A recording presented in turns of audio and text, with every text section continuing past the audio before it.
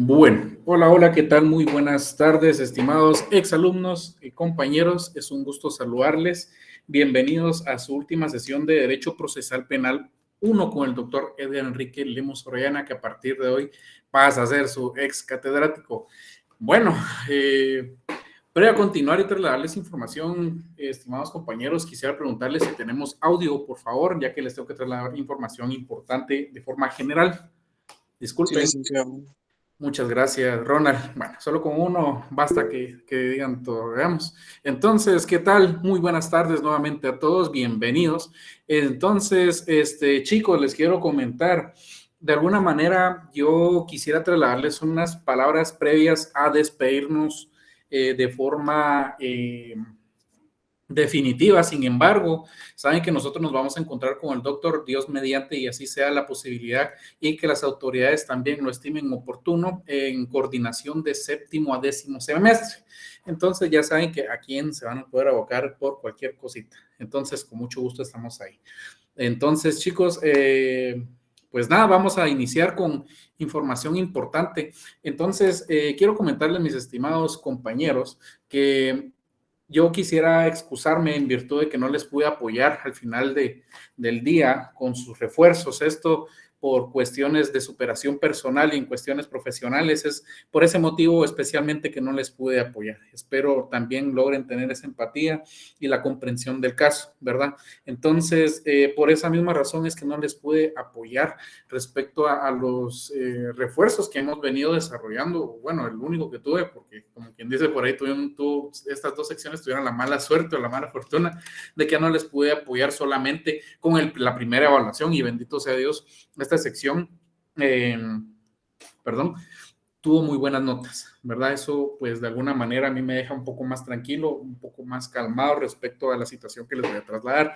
Entonces, vamos a iniciar con las buenas noticias, compañeros. No sé si quieren las buenas o las malas primero. Ustedes dirán, con que me lo escriban o me lo digan, pues yo voy a hacer las Las malas, malas, y después ¿verdad? las Las buenas. malas. Ah, bueno, las buenas y las malas. Las buenas dicen ahí, las malas.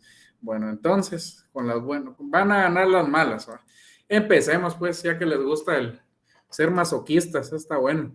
Entonces, compañeros, les quiero comentar que en el transcurso de la tarde van a poder ver ustedes cómo les fue en la evaluación. Esto en virtud de que no voy a poder darles la revisión.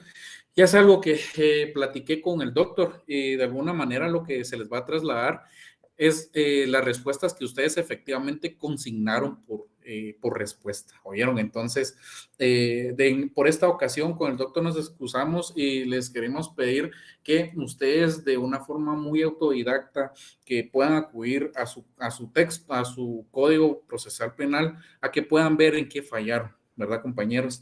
Entonces, ahí verán ustedes y tal vez se animan ustedes a tener un poquito más de no confiarse, era lo que yo les decía, y todas las promociones, estas promociones que hemos tenido con el doctor han cometido el mismo error. Les ayuda en la primera evaluación, ¡pum!, se van todos para arriba, buenas notas, 20, 25, 26, etcétera, y cuando sentimos notas bajitas, ¿verdad? Entonces, pues efectivamente en el transcurso de la noche les voy a estar trasladando de forma general, por medio del formulario que ustedes enviaron, eh, lo que ustedes consignaron por respuestas, ¿oyeron? Entonces ahí van a poder hacer ustedes sus numeritos, van a poder decir, bueno, sí, aquí fallé. Esa es una forma de excusarnos, como les digo, de que ustedes puedan ver esa parte en que cometieron el error. Adjunto, pues van a tener la respuesta que es la correcta, ¿oyeron? Ahora bien, ahora vamos con las buenas noticias, ¿verdad? Muy buenas tardes, doctor. Ya les estoy dando aquí algunas instrucciones e indicaciones que me comentan. Bueno, entonces, compañeros, de una manera, pues, para compensar esa pequeña situación que ya les venía explicando, comentando, y hemos llegado a un acuerdo con el doctor, pues, bendito sea Dios, en esta sección, aparentemente la mayoría, casi el 100% entregó la tarea. No recuerdo yo que con el doctor hubiesen entregado, se hubiera devuelto alguna tarea, no recordamos eso. Entonces, sí se hicieron algunas observaciones, ya les quiero mencionar. Hay notitas, por ejemplo, de 7, hay notitas por ahí de 6, de 7, Esa es la media que tienen ustedes en promedio, por así decirlo, y ese análisis lo hicimos con el doctor en la entrega de su primera tarea, ¿verdad? Entonces, compañeros, les vamos a apoyar con 3 puntitos, ¿bien? Para que de alguna manera todos los que entregaron, pues yo creo que en esta sección todos se entregaron, como les estaba diciendo, entonces para que puedan tener ustedes, alcanzar el total de esa nota, ¿verdad? Que eran los 10 puntos. Asimismo, pues ustedes ya saben su notita de los 5 puntos, el doctor les envió ese mensajito, ustedes ya saben qué nota tienen, ¿verdad? A eso le van a sumar lo que tienen ustedes o que van a ver en sus formularios, ¿vieron? Entonces, de alguna manera, como les digo, esa es una forma de compensar tal vez esa situacioncita en la que no pude, como les digo, a título personal apoyarles. Sin embargo, ustedes saben que tienen mi amistad y si tienen alguna cuestión en duda respecto a lo que es la parte procesal, pues oportunamente lo podemos ir puliendo en el camino, ¿oyeron? Es importante, entonces vamos a ver si tenemos esa posibilidad, tal vez por ahí a inicios de enero que el movimiento está pues bastante tranquilo, diríamos así. Entonces, tal vez les pueda apoyar con un refuerzo de procesal penal, siempre les estaría avisando yo por el medio de Instagram a efecto que podamos tener o consensuar un espacio para que no vayan tan desorientados para el 7º semestre y cuando ya les toque procesal penal 2, pues no vayan muy perdidos, ¿verdad? Entonces, pues nada, chicos, esas son las buenas noticias y de alguna manera esperamos también pues que las notitas las puedan tener antes de su evaluación, que es el 22. Esperamos tener ya las notitas para este fin de semana, ¿verdad? Eso es lo que primeramente estamos esperando por el doctor, ¿verdad? Entonces, pues nada, chicos, ahí sí que esas son las buenas noticias. Al final, pues todos van a tener esa notita de 10. A la mayoría le fue muy bien el primer trabajo, es decir, sus notitas de 7, esos 3 puntitos les van a apoyar y también efectivamente pues no vamos a dejar un trabajo final, ¿bien?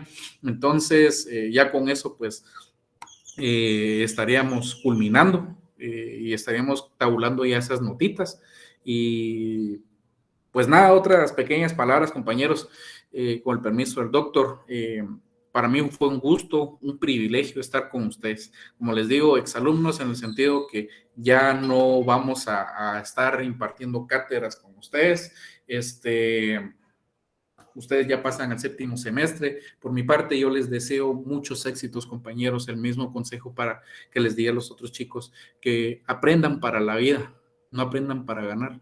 Es cierto, los promedios a veces nos importan, pero créanme que al momento de que ustedes ya son profesionales, créanme que ustedes efectivamente ya no ven eso. Ya uno como profesional, esa parte de las notas ya queda atrás. No importa si ustedes pueden tener un 100 de promedio, pero si son malos profesionales, pues eso es lo que habla, ¿verdad, compañeros? Entonces, mis mejores deseos, como decimos nosotros también, mis mejores vibras para cada uno de ustedes. Muchas gracias por permitirme apoyarles. Muchas gracias, doctor, también nuevamente por permitirme estarle apoyando con esta promoción, con estos chicos a la Universidad de San Carlos. Compañeros, muchas gracias.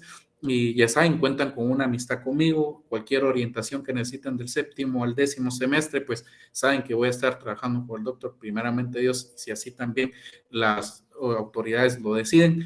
Cuenta con una mano amiga en todo momento. Entonces, por mi parte, mis estimados compañeros y exalumnos, es un gusto, que Dios me los bendiga y vamos a seguir en comunicación. ¿Oyeron? Entonces, doctor, les cedo el uso de la palabra.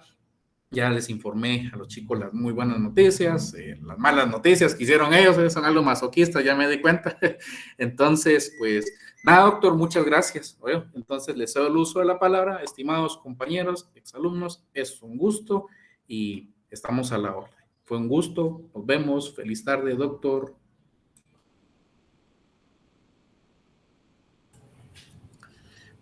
Bueno, muy buenas tardes, gusto de verlos y saber que están bien y que están por ahí. No obstante, como así lo decía Alberto hace un momentito, es la última actividad que vamos a tener juntos. Bueno, de repente va a haber la posibilidad de un repaso el año entrante, pero formalmente la clase de procesal penal 1, pues la terminamos hoy. Ha sido también un gusto estar con ustedes y compartir, tratar de dar lo mejor que uno puede dar, ¿no? Sí, a veces me retraso contándoles historias o algo así, ¿verdad? El abogado, así, se los iba a traer para que despidieran, pero el condenado sabe dónde anda dormido. Ni siquiera se da, no quiere que lo despertemos hoy. Entonces, sí, efectivamente, como le digo, es lo que tratamos nosotros de hacer, de dar lo mejor y todo lo que se pueda, no solamente para que ganen la clase, como lo decía, sino simplemente para que eventualmente sean buenos abogados, pues, que obviamente, de alguna manera, pues, eso es lo que ustedes persiguen como objetivo, graduarse y ser abogados, ¿no? Y mejor si son abogados exitosos. ¿Qué área del derecho van a estar ejerciendo? Pues no lo sabemos, pues, pero obviamente que sea aquella en la que ustedes se sientan más cómodos o tengan oportunidad de trabajar y que sea bastante exitosa esa actividad que ustedes vayan a realizar.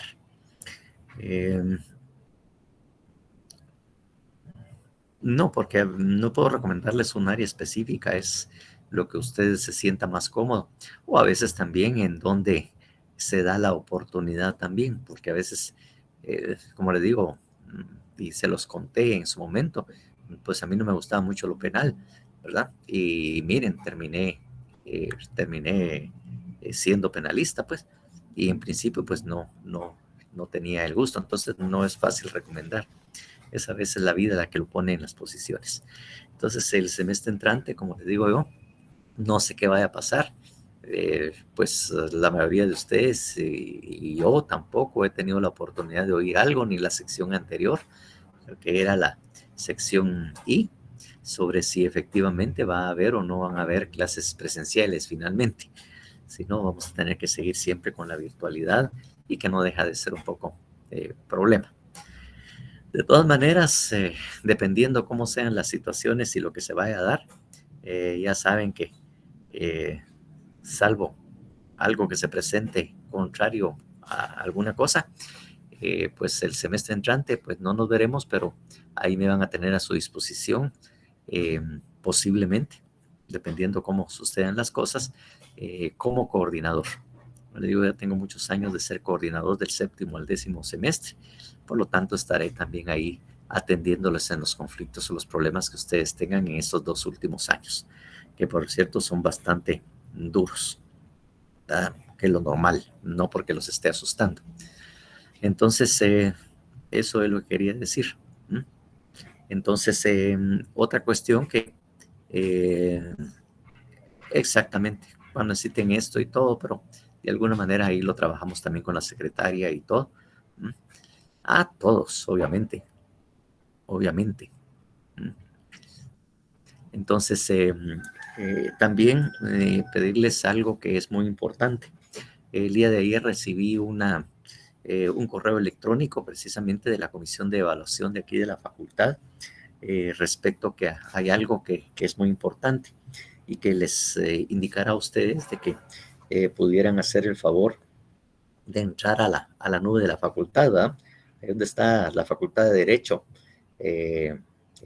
Cloud cursos, sobre todo en el módulo de estudiantes, para ver en lo relativo a la evaluación docente.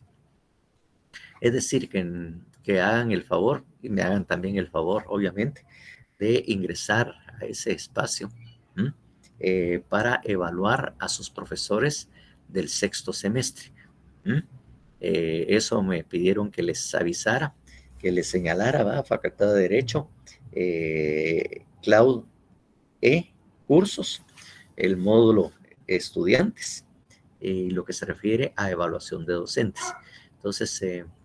Entonces ruego a ustedes que miren la posibilidad de poder ingresar y poder, como repito, evaluar a todos sus profesores de ahorita del 6º semestre, y a la cola pues ahí voy yo también para que podamos cumplir con ese requisito formal de evaluación.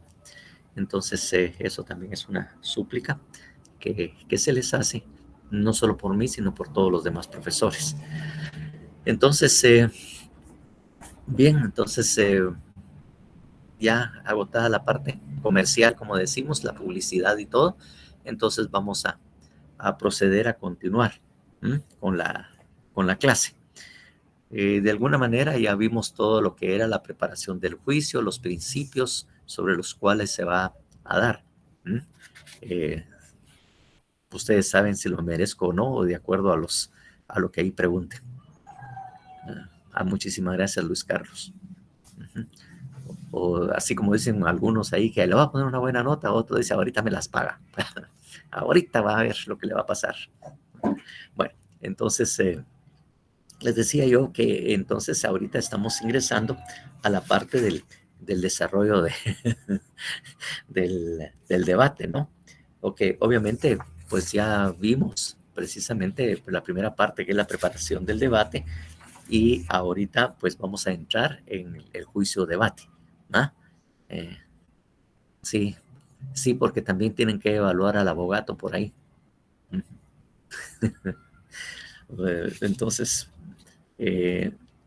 Entonces ya les decía yo que vamos a ver esa segunda parte del juicio debate, que es el juicio debate en sí mismo. Todas las audiencias que ustedes incluso han oído y han visto en las películas, que es lo más emocionante y lo más importante, tal y como se describe o se define de alguna manera esta fase o etapa del proceso.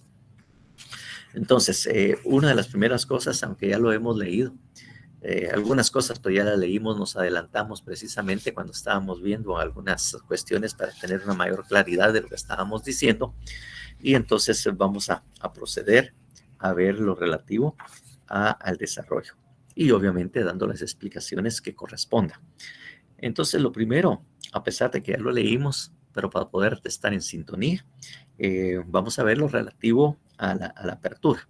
Lo de la apertura, como le digo, ya habíamos leído ese artículo, sobre todo en el aspecto de la inmediación, cómo era que el juez, de alguna manera, se aseguraba que se cumplía con ese principio de inmediación, o sea, la presencia de todas las partes, sujetos procesales, en la audiencia, precisamente, en la audiencia correspondiente.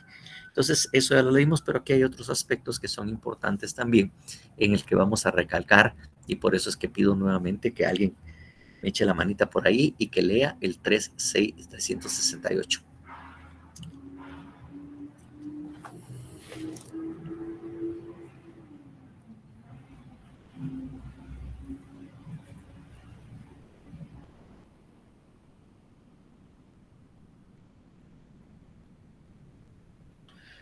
Buenas tardes, Elix, ¿se lo leo yo?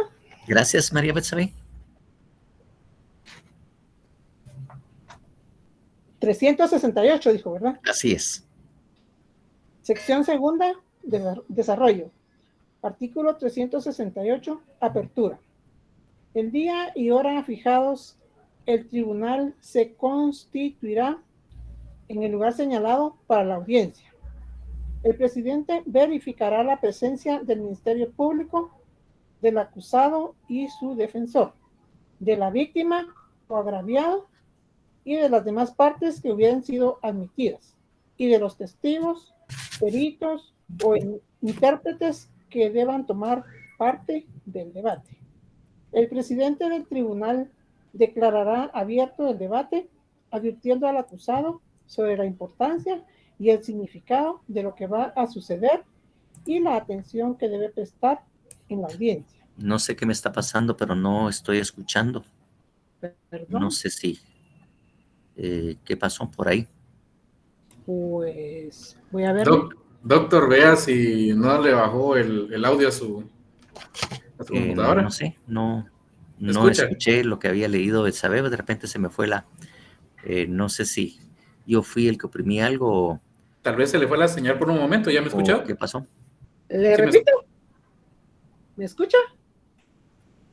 Doctor, ¿me escucha? ¿Escucha? Doctor. Permítame, compañeros, ahorita le voy a llamar al doctor. Muy bien.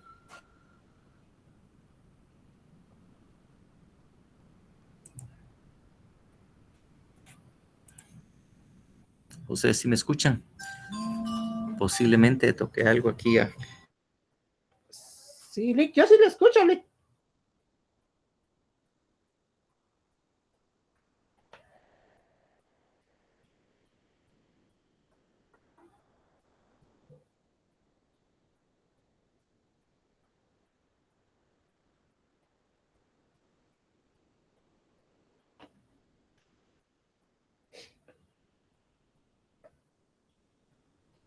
activar el micrófono, doctor.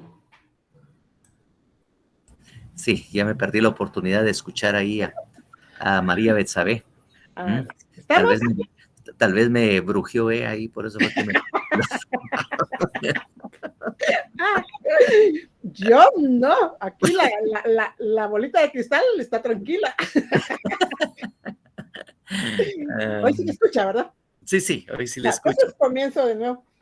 Bueno, sección Disculpe. segunda, desarrollo. Artículo 368, apertura. El día y hora fijados, el tribunal se constituirá en el lugar señalado para la audiencia. El presidente verificará la presencia del Ministerio Público, del acusado y su defensor, de la víctima o agraviado, y de las demás partes que hubieran sido admitidas, y de los testigos, peritos o intérpretes que deban tomar parte del debate. El presidente del tribunal declarará abierto el debate, advirtiendo al acusado sobre la importancia y el significado de lo que va a suceder y la atención que debe prestar en la audiencia. Inmediatamente concederá la palabra en su orden a la parte acusadora y defensa para que presenten sus alegatos de apertura. Bueno, entonces, pues ya le digo, este es el inicio, ¿verdad? Que obviamente es la primera parte en que se da y eso, como le digo, lo hacen en todas partes del mundo en las audiencias orales de debate, precisamente de que es ver que todos estén presentes, hacer las advertencias necesarias al acusado para que preste atención, la importancia que es de esta audiencia de juicio o debate y obviamente que preste atención, ¿verdad? A lo que va a suceder en ella. Y aquí dice también, ¿no?, en la última prácticamente oración que está ahí, que se concederá la palabra en su orden a la parte acusadora y defensa para que presenten sus alegatos de apertura. Esto de los alegatos de apertura también es una práctica generalizada en todas partes, ¿no? En el sistema anglosajón. Lamentablemente en el proyecto, en el modelo de código procesal que tenemos, no venía este alegato de apertura. Entonces, y fue hasta que se hizo la reforma en el 2011 que efectivamente se estableció la necesidad, o sea, establecieron y determinaron que sí era necesario por lo menos tener unas palabras para iniciar el juicio debate por parte de tanto de la defensa como también el Ministerio Público, en el que obviamente se hacía una cuestión de carácter general y se daban obviamente algunos aspectos que le importaban a uno o que le interesaba que el juez tuviera atención. Los que tienen ¿cómo se llama? El Código Procesal Penal de la editorial Fénix, ahí precisamente hay una cita al pie de página que está contenida en el 380. En el 380. Es una explicación muy buena la que hay ahí sobre lo que es el alegato de apertura. Y entonces voy a leerla para que todos estén enterados qué es lo que dice, pero ahí van a ver una pequeña explicación mucho mejor, más clara de lo que sucede en este caso. Ahí mismo dice que los licenciados Ligia María Ralda Ortiz y Hugo René García Flores, en su libro titulado Derecho Procesal Penal Guatemalteco, la práctica del abogado, lo definen como, o sea, ese alegato de apertura. Y dice, es la exposición inicial del Ministerio Público y la defensa. En este alegato, el Ministerio Público expone su tesis argumentando de forma resumida el hecho de la acusación, la calificación jurídica, la prueba con la cual probará el hecho que le atribuye al acusado, extendiendo su argumento sobre cómo logrará probar dicho hecho, la participación y culpabilidad del acusado para destruir su presunción de inocencia durante el desarrollo del juicio. Eso es lo que dice. Obviamente, ellos exponen su tesis, van a decir así una forma sucinta, mire, tenemos los testigos, tenemos los documentos en el que efectivamente podemos probar y vamos a probar y ustedes lo van a a ver que efectivamente así es, que la persona es responsable y es culpable precisamente del delito de tal cosa que el cual le estamos indicando, ¿verdad? En este caso. Entonces, presenta, pues, como sería su teoría del caso, su tesis. O sea, ahí dice su tesis o la teoría del caso. ¿Ya? Exactamente, una pequeña introducción de lo que puede suceder y lo que lo que él ha traído o les va a poner a la vista o las pruebas que va a diligenciar, en el cual la única conclusión a la que pueden llegar. Esto, como le digo, en las películas también se ve, ¿verdad? Que es lo primero que hace el juez, darles la palabra para que hagan una pequeña exposición. Y obviamente en algunos casos en las películas se ve que es bastante tajante, ¿verdad? Entonces eso es lo que hace el Ministerio Público. Continuando con la lectura, indica, la defensa por su parte expone su antítesis, ¿verdad? Su antítesis. O sea que el Ministerio Público presenta su tesis y nosotros pensamos la antítesis sobre los hechos, sobre el hecho imputado al acusado.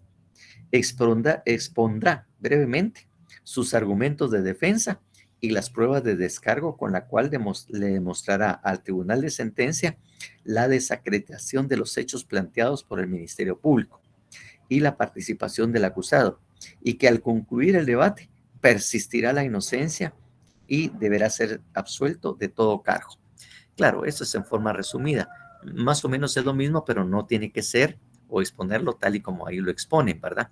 Entonces, como le digo, es algo que se hace, como le digo, para, como quien dice, darle una panorámica al juez o al tribunal de lo que va a suceder, de lo que se trabajó y que obviamente va a llegar a la conclusión de que es culpable. Y por el otro lado, nosotros diciendo que las pruebas presentadas por el Ministerio Público pues no son suficientes pues para probar la culpabilidad o alguno. Entonces, eso es precisamente lo que se va a dar. Como les decía, antes de eso no existía. Y como le digo, de alguna manera por lo que yo sabía y conocía, cuando no existía ese alegato de apertura, ese alegato de apertura siempre me daba la necesidad o siempre pensaba lo importante que era tener algo como esto, ¿no?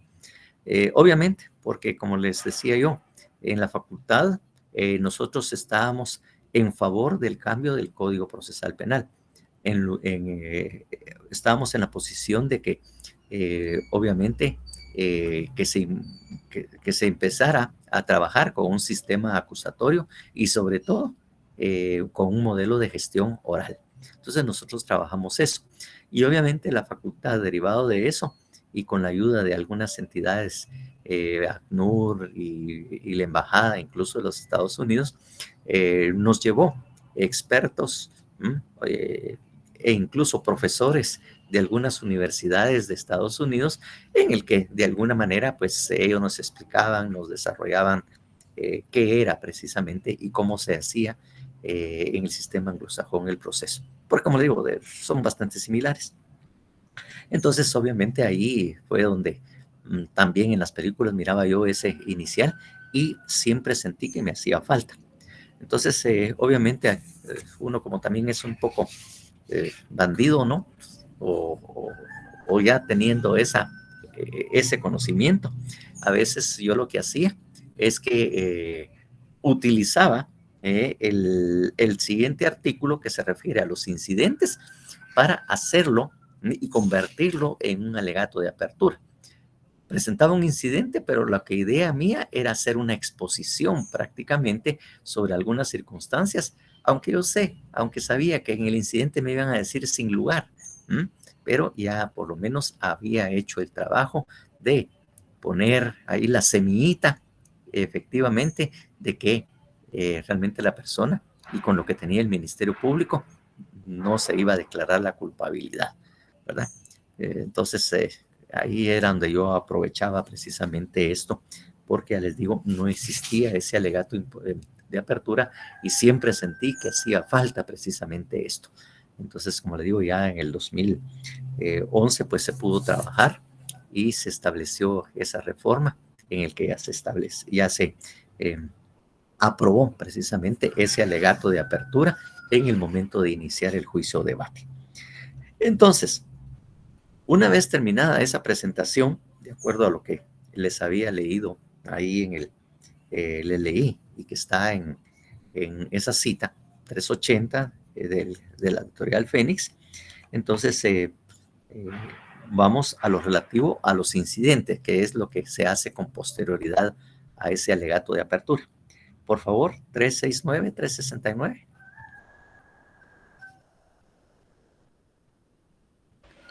Se lo leo, doctor. Gracias, Marvin. Muy amable. Artículo 369. Incidentes. Todas las cuestiones incidentales que se pudieran suscitar serán tratadas en un solo acto, a menos que el tribunal resuelva hacerlo sucesivamente o diferir alguna según convenga al orden del debate. En la discusión de las cuestiones incidentales, se les concederá la palabra una única vez por el tiempo que establezca el presidente, al Ministerio Público, al defensor y a los abogados de las demás partes. Bueno, entonces aquí es, como le digo, incidentes. Realmente no hay ninguna limitación a lo que las partes pueden presentar como incidente, ¿verdad? No hay nada que limite lo que uno puede exponer, porque, como le digo, está abierto totalmente. Tal es el caso que uno también puede presentar como incidente una inconstitucionalidad ahí mismo en ese momento, porque no hay ninguna limitación. Claro, el incidente no trata de resolver el fondo del asunto, sino una cuestión accesoria o algo que de alguna manera va a repercutir o de alguna manera puede incidir, podría decirse, ¿verdad? O podría tener repercusión o afectar realmente el resultado del juicio o debate. Entonces, sí, Elizabeth levantó la mano por ahí. Buenas tardes, doctor. Una pregunta con respecto a los incidentes. ¿Será que los obstáculos se pueden interponer como incidentes en esta etapa? Sí, incidentalmente se puede presentar muchas cosas, ¿verdad? O sea, como le digo, no tiene límites a lo que lo único que tiene que estructurarlo usted, tener la habilidad para estructurarlo como un incidente.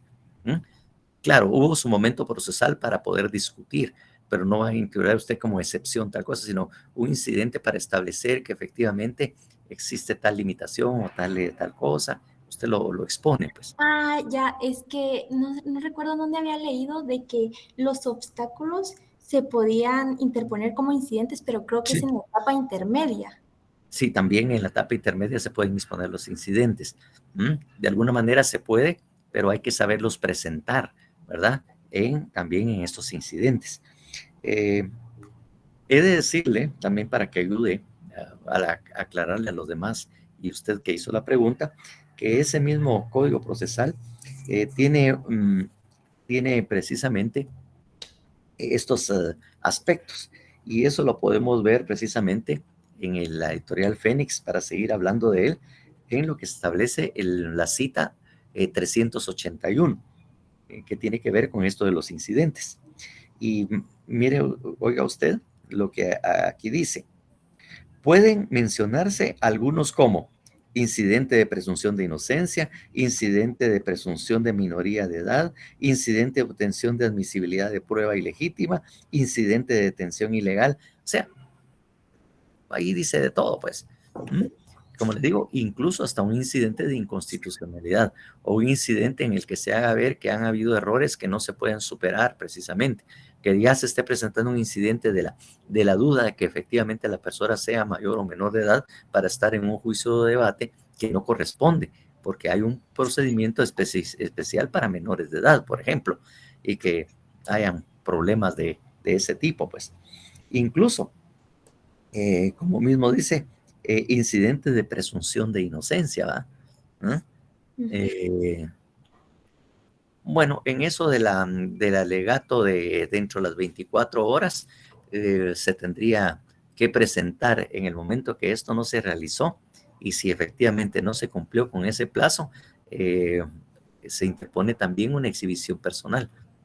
Y con eso puede usted fácilmente atacar precisamente el hecho de que no se ha cumplido con el debido proceso y la persona no fue indagada en el plazo señalado por la ley, que es de 24 horas.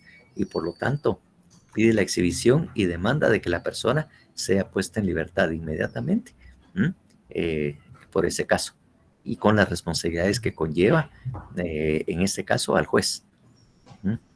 Así es. Muy bien, gracias, doctor. Entonces ya les digo, ese incidente, entonces se pueden presentar cualquier cosa.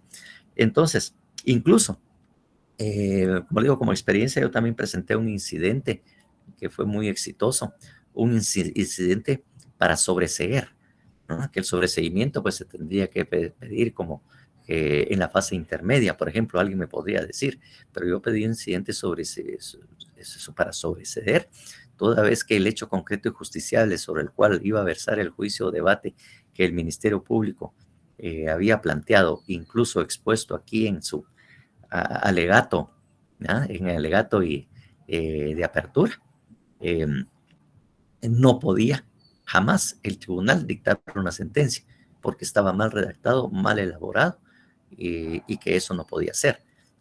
Y entonces ahí prácticamente discutí el hecho concreto y justiciable. Fíjense ustedes, ya lo había mencionado tibiamente en la fase intermedia, porque ese ya estaba así. Lo hizo tibiamente porque no voy a hacer que me fuera a modificar también, o el Ministerio Público tuviera el tiempo para modificar esa circunstancia. Pero aquí sí le entré de fondo, porque ya no había ninguna posibilidad de que lo hiciera. Estaba mal elaborado y obviamente lo alegué, y que el juez realmente no podía sentenciar, precisamente. Y era un pequeño hecho, ¿verdad? Además de que le discutí un montón de cosas, un hecho. Era sobre todo por un tema del disparo de una escopeta, en el cual un agente de seguridad privada y una persona, persona digo yo porque nunca lo logró identificar el Ministerio Público, ni saber quién era, no hizo ninguna investigación, le quiso arrebatar la escopeta a este agente de seguridad cuando él estaba cumpliendo su función. Y entonces en el forcejeo, porque el otro le estaba tratando de quitar el arma y obviamente no se iba a dejar, hubo un disparo.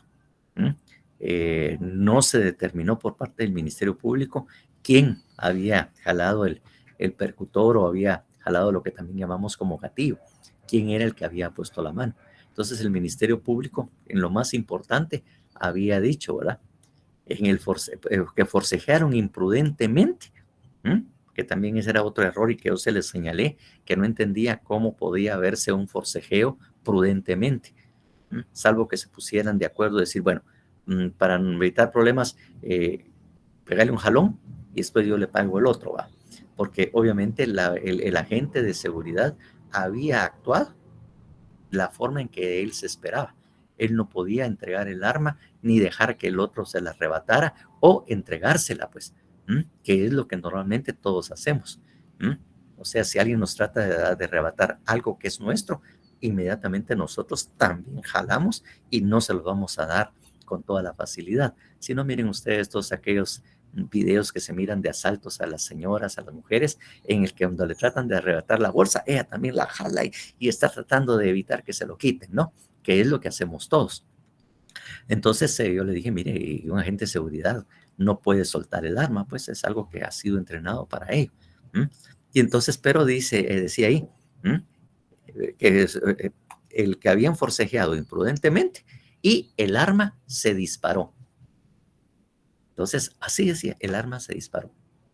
Entonces, basado en eso, ¿verdad? Que no había habido ninguna investigación, porque al final el único culpable no es redacción, es realmente es una forma de la percepción del hecho, por algo muy importante, que nosotros tenemos la costumbre de hacer normalmente, y que pongan ojo y oído a lo que les voy a decir, que, como les digo, efectivamente, forcejearon y el arma se disparó. Entonces, en primer lugar, le digo, no hubo una investigación de la persona que le quitó el arma, cuando realmente el autor de ese hecho fue él. Porque si nosotros quitamos la figura de esta persona que le quitó el arma, los hechos no se hubieran dado. El agente de seguridad jamás hubiera disparado a la persona que murió debido a ese tiro de escopeta. Haber disparado la escopeta, pues no se hubiera dado nunca. Entonces realmente el responsable, o en todo caso, si lo quisieran probar, hubiera habido una corresponsabilidad. Pero él fue el que provocó el resultado. El agente de seguridad estaba cumpliendo con su función y su deber. Entonces el arma se disparó. Entonces, señores, le dije yo, de acuerdo a la forma en que lo expone el Ministerio Público, y que yo también se los hice señalar que estaba mal hecho en la fase intermedia, y que se lo digo a usted con más detalles, ¿cómo es posible que el arma se haya disparado? Entonces, el arma no la disparó el agente de seguridad al cual están acusando, ni tampoco la persona que lo estaba forcejeando. Fue el arma la que disparó. El arma se disparó. Y es un problema, porque no hubo una investigación adecuada para saber quién pudo haber jalado el gatillo. Porque al final, lo que se está haciendo, así, es que se le está dando vida propia a un objeto. Los objetos no se mueven por sí solos. Las cosas no se caen. Alguien los tuvo que haber empujado y botarlo. O colocarlo mal, de tal manera que se cayó el objeto, pero fue porque alguien lo provocó. En este caso, el Ministerio Público, en el juicio o debate, va a demostrar, de acuerdo al hecho, de que el arma se dispara. Entonces, la única culpable es el arma, porque ella fue la que disparó. Ninguno de los dos disparó. Fue el arma la que disparó. Es una cuestión que también los hice ver mucho cuando daba la clase de Derecho Probatorio, o sea, la prueba penal, a los de la maestría, porque di la maestría en Derecho Penal, y cuando hablé de esa parte, manejamos mucho el tema de eso, que hay que tener mucho cuidado y leer el hecho concreto y justiciable, porque ahí es donde está, y que los objetos no se caen, sino alguien los tiene que haber empujado y botado.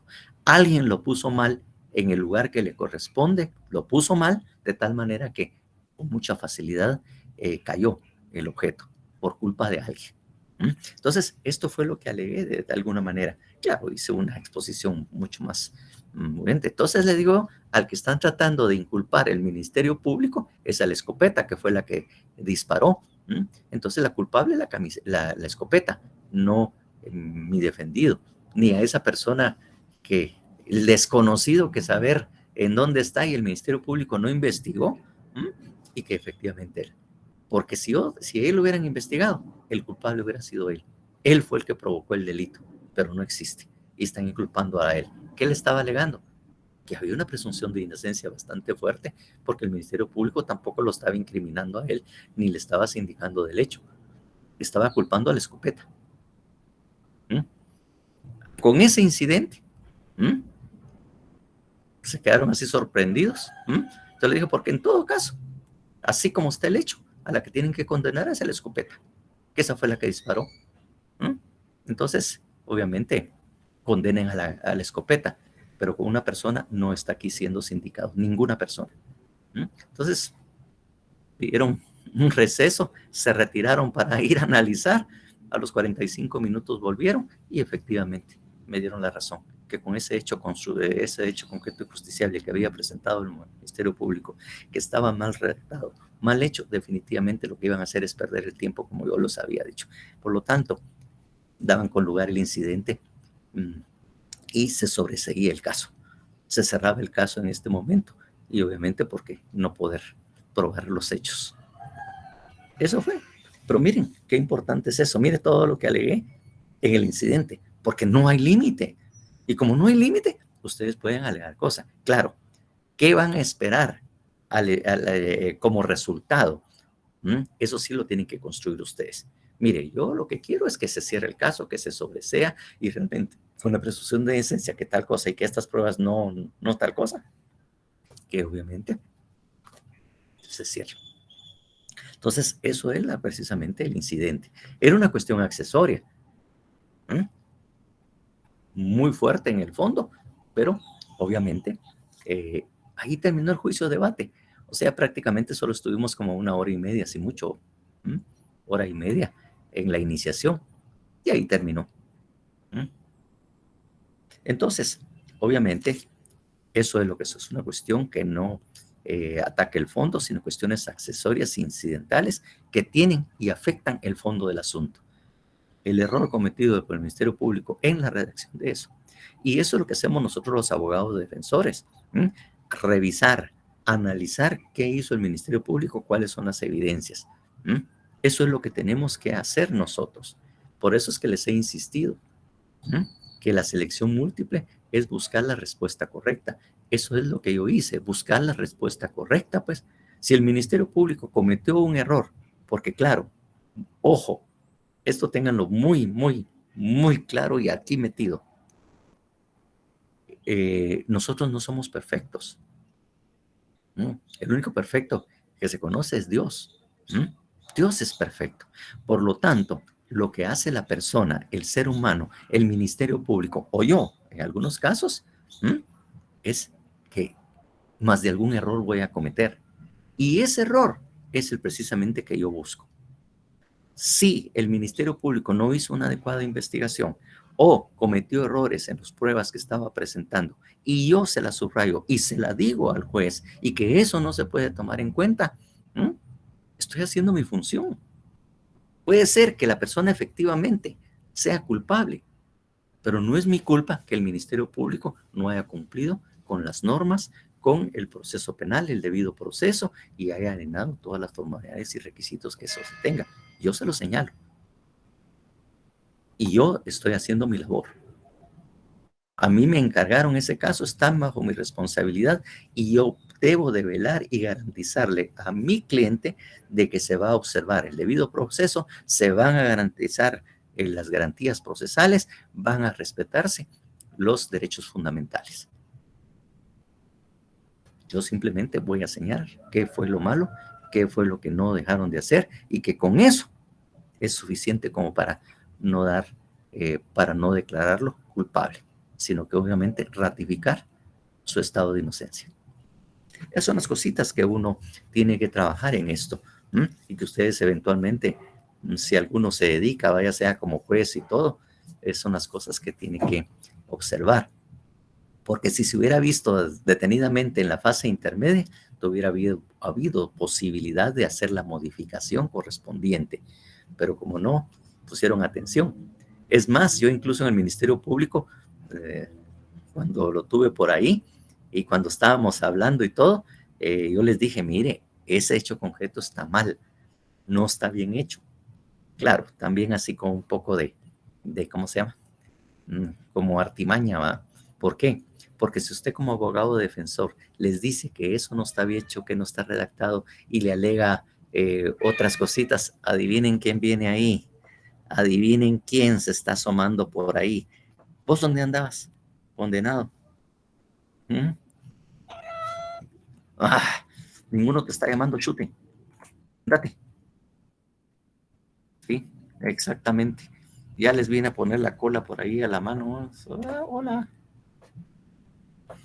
Mira, despedite, pues, mira. Ahí está. Pero no vengas a fregar porque estamos dando la última clase. Decirles adiós, pues. Chao, bye, bye. Adiós. Va, quítate, pues. Date, anda, de otro lado. Bueno. Ya veo. Todavía los vio el último día, dice. Bueno, entonces yo les estaba diciendo, pues chique, hasta por estar hablando del gato ya hasta se me olvidó, ¿va? ¿Qué les estaba diciendo? Algo así, también tendría que disfrazarlo por ahí. Bueno, entonces les decía precisamente de que Yo fui y les dije, mire, hay un error, eso no está bien hecho, revísenlo. Ya se cambió, así está bien, que no sé qué. Pero la artimaña o lo que había el gato encerrado, por decir algo, es que cuando usted como abogado defensor le dice, mire, eso está mal, eso no va a proceder, tengan cuidado. Entonces, desconfían de quién se los está diciendo. ¿Mm? ¿Mm? ¿Quién se los está diciendo? Y no creen. Animó el abogado defensor porque obviamente tiene interés. Así está bien hecho y toda la cuestión. Entonces, con más fortaleza asumen su posición y no la revisan. Si, por ejemplo, se los dice alguien como el querellante adhesivo, que de alguna manera se identifican, ahí tal vez lo piensan un poco, pero si se lo dice el abogado defensor, desconfían del mensajero, de quién se los está diciendo y que obviamente yo lo que estoy tratando de hacer es destruir lo que ellos están haciendo cuando está bien hecho. Entonces, por eso es que también lo hice. Entonces, y por eso es que no lo cambiaron tampoco. Sí le hicieron unas correcciones, eso sí es cierto. No, ya está bien, dice. Pues háblele al fiscal, eso no está.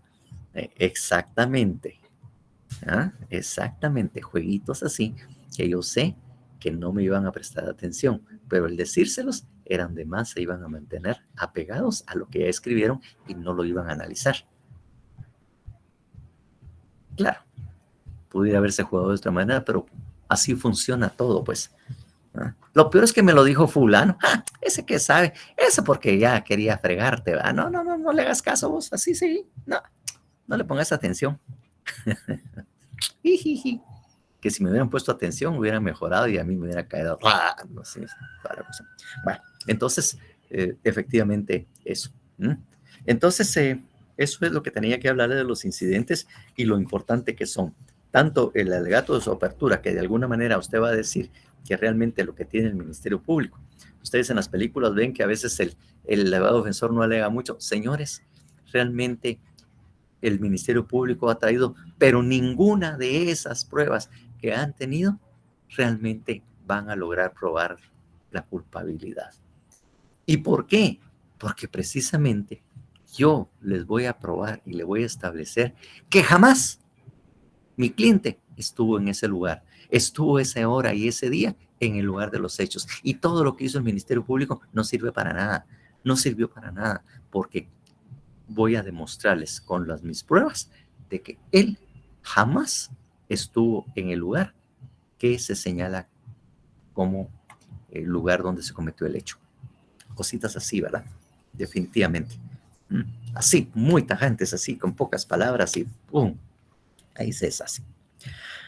Bueno, después de agotados los incidentes y resuelto los que se deban resolver, porque como dice, lo puede diferir. Puede ser que algunas veces el juez me ha dicho, bueno, vamos a diferir la resolución para la sentencia y entonces vamos a continuar con la audiencia. Entonces dice, van a diferir la resolución del caso o lo van a diferir para la sentencia y ahí es donde van a analizar. Y obviamente en la sentencia tiene que estar, dice, del incidente presentado por el señor fulano de tal y tal y tal cosa, ahí tienen que resolverlo.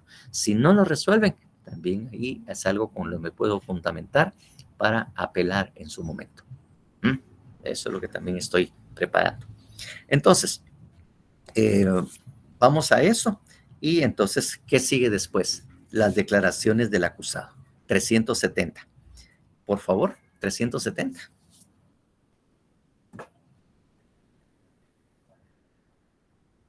Voy de nuevo, Lic.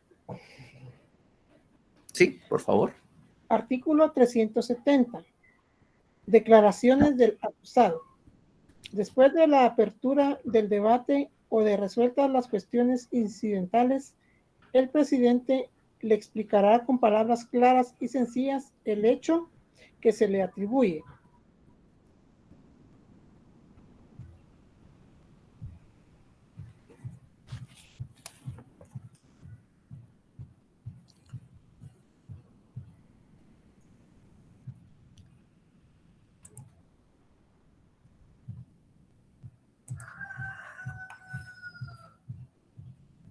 Otra vez pasó lo mismo. No sé si soy solo yo, pero ya no se escuchó, Lick.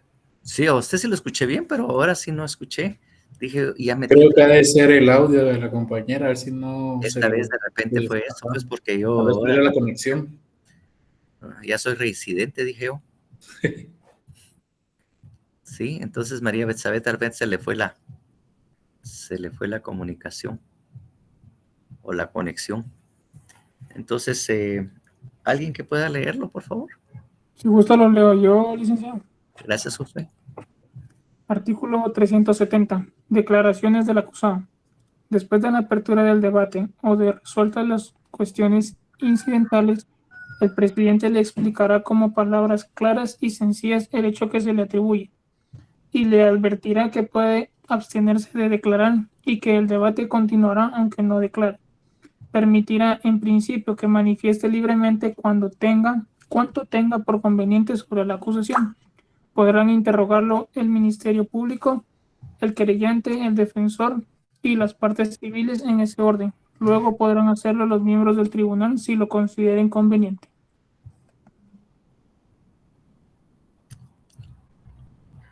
¿Hay otro párrafo por ahí, Josué? Perdón, licenciado, no lo había visto. Si el acusado se abstuviere de declarar total o parcialmente o incurriere en contradicciones respecto de declaraciones anteriores que se le pondrán de manifiesto, el presidente ordenará de oficio o a petición de parte la lectura de las mismas declaraciones, siempre que se hubiere observado en ellas las reglas pertinentes. Posteriormente a su declaración y en el curso del debate se le podrán formular preguntas destinadas a aclarar su situación. Bueno, entonces ahí viene el sindicado nuevamente o el acusado, para en este caso ya es acusado, y le toca declarar, ¿verdad? De acuerdo a las explicaciones. Sigue la misma situación del acusado, él es libre, puede declarar si quiere, si no quiere puede abstenerse y obviamente ninguno le va a reprochar eso, ¿verdad? O si tiene algo que aclarar. Claro, durante el proceso él en cualquier momento puede nuevamente tomar la palabra, pues en el momento que él de repente levante la mano, mire, señor juez, yo quisiera declarar, yo quiero manifestarme o algo así, el juez le va a dar la palabra. No hay ninguna limitación en cuanto a eso, pues efectivamente lo va a tener. Lo que sí es importante, bueno, ustedes ven que él declara y el querellante, las partes en su orden, pueden efectivamente interrogarlo. Entonces puede haber un interrogatorio, contrainterrogatorio y todo, en base a lo que él declare, entonces puede ser preguntado. Pero como le digo, aquí hay una cuestión que yo la utilicé y casi no la utilizan muchos, pero yo sí la utilizo porque me conviene saber qué es lo que él tiene que decir o quiero que oigan lo que él tiene que decir, pero no quiero que me lo pongan a interrogatorios o a tratar de confundirlo o que haya problema, porque a veces las personas se ponen nerviosas cuando ya les preguntan, pero sí están dispuestas a declarar. Entonces, ustedes ven que en el segundo párrafo indica, si el acusado se abstuviere de declarar total o parcialmente.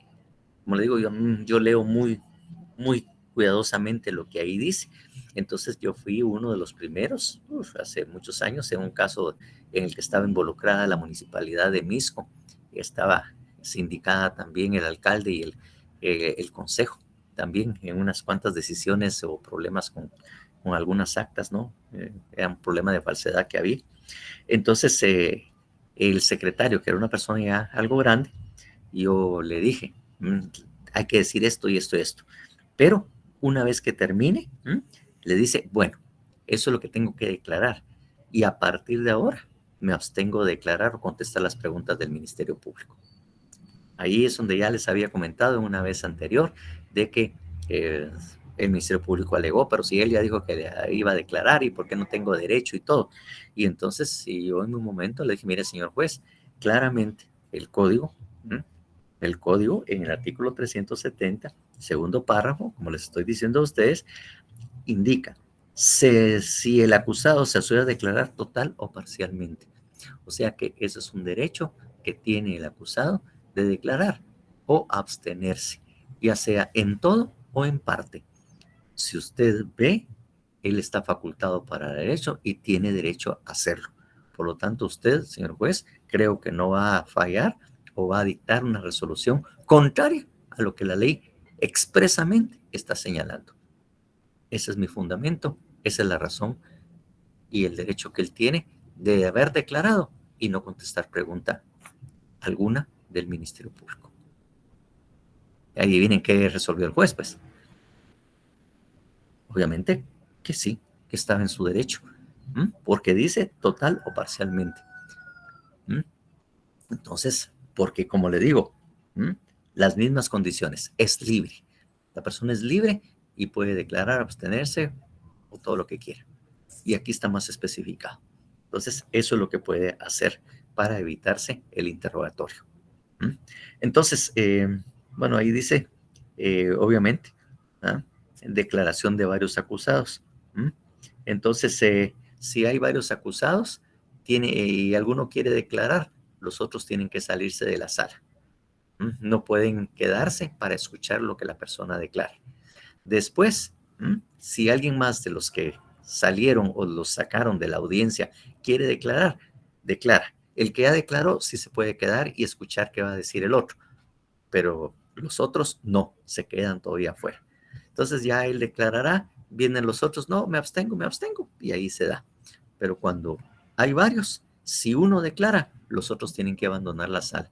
Les pide el juez que se retiren y les pide que los lleven a una sala contigua o afuera de la sala de audiencias para que la persona declara y no haya ningún problema.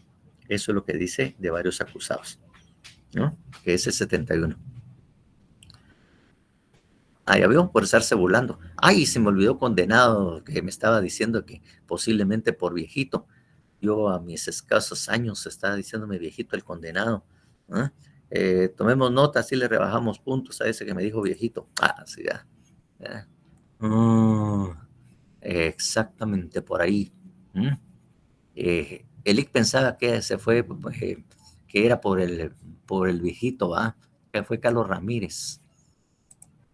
Tomemos nota, así me las va a pagar el condenado. Él pensaba que era él por viejito, jajaja, dice Luis Carlos Ramírez Sánchez. ¿Cuántos puntos les vamos a rebajar al condenado? Bueno, entonces 15. Aceptada su propuesta, Cristal. Y se los damos a usted.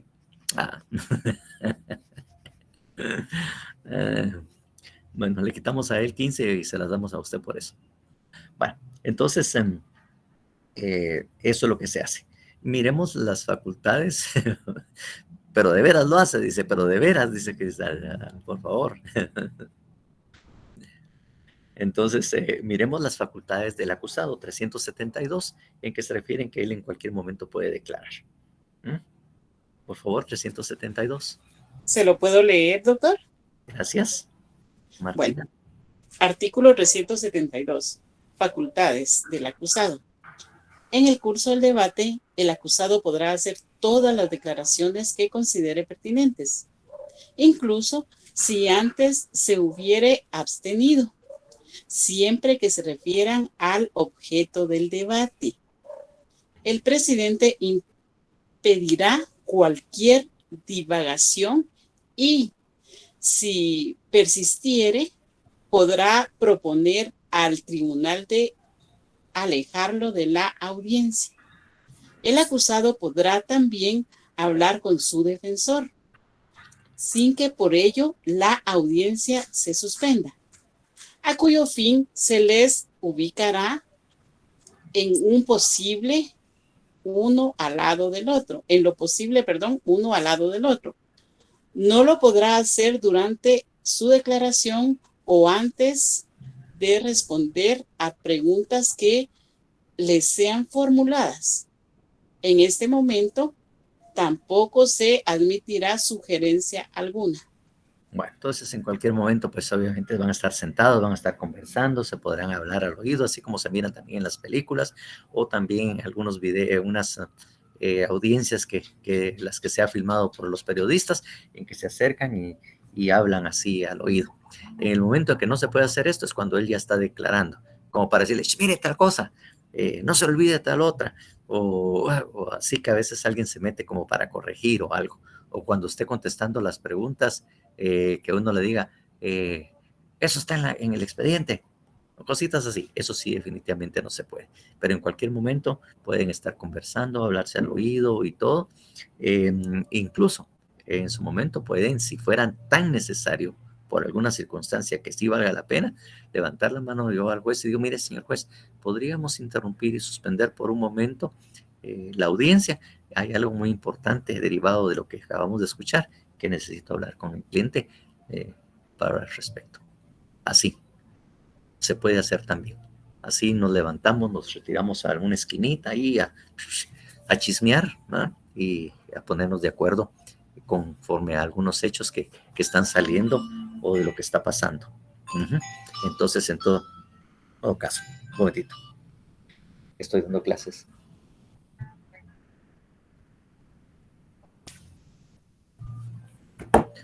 Disculpen, pero era la Brujilda. Entonces, y si no contesto, me pega la condenada.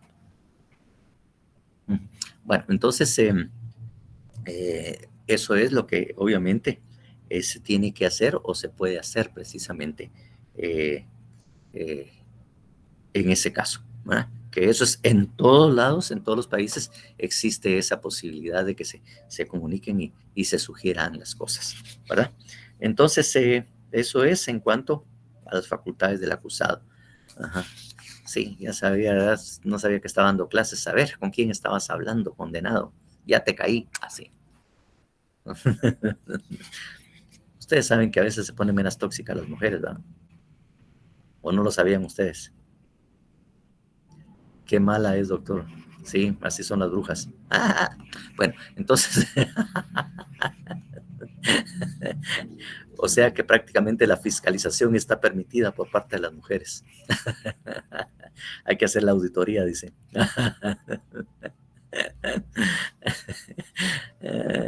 Bueno, ya los distraje un poco. Bueno, entonces eso es en cuanto a la ampliación de la acusación. Of course, my horse, decía. Of course, dear. That's how, sí, mejor ya no les digo nada. Bueno, that's how they behave. All women behave that way. Bueno, entonces decía que la ampliación de la acusación. Entonces, esto ya lo habíamos hablado, que el Ministerio Público aquí amplía la acusación, mientras que allá en la fase intermedia lo que estaba haciendo es presentando una acusación alternativa.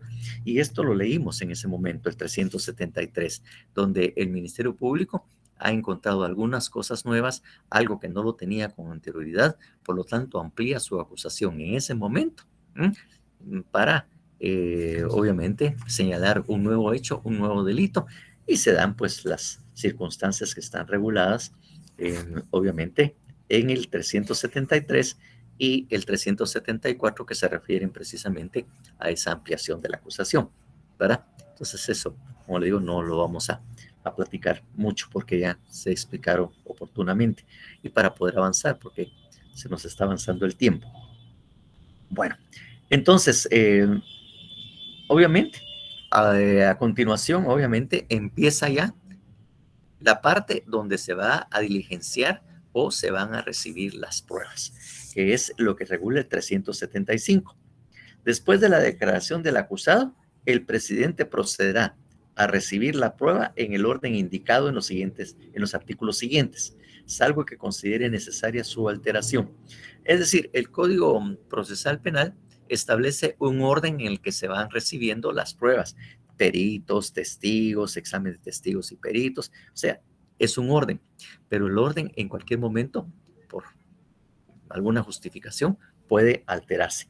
Por ejemplo, que un perito o el perito que tenga que declarar o ratificar su informe no se encuentre y justifica su ausencia, entonces el Ministerio Público, como están también y tiene conocimiento, le pide al juez que se altere el orden de la presentación de la prueba.